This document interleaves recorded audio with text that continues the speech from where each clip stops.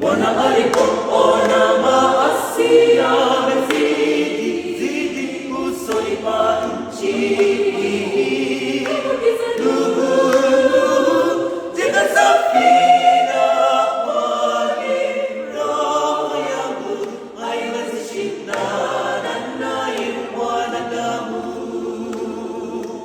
Nuhu alifanya kama Bwana alivyoagiza, akatangaza habari njema. Cha kushangaza ni watu wanaletu, hao ndio waliookoka.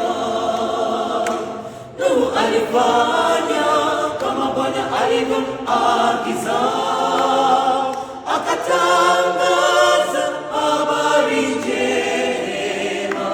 Cha kushangaza ni watu wanaletu, hao ndio waliookoka. Bwana alipoona maasi yamezidi Sodoma Gomora, Lutu, jiponye nafsi wewe na jamaa zako, maana nitauangamiza mji.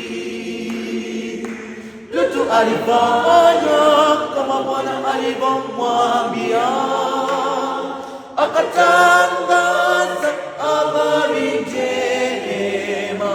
Cha kushangaza ni watu watatu tu, hao ndio waliookoka. Lutu alifanya kama Bwana alivyomwambia, akatangaza habari njema. Cha kushangaza ni watu watatu tu, hao ndio waliookoka.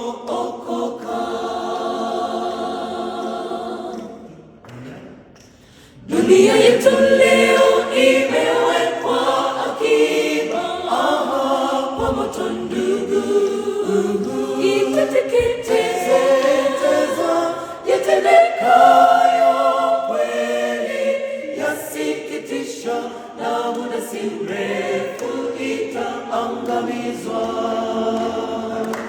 Tuige mfano kwa watu wa Ninawi. Mjumbe Yona alitumwa kwao, waliungama kwa kufunga na kuomba. Bwana kaghairi na kuwasamehe. Tuige mfano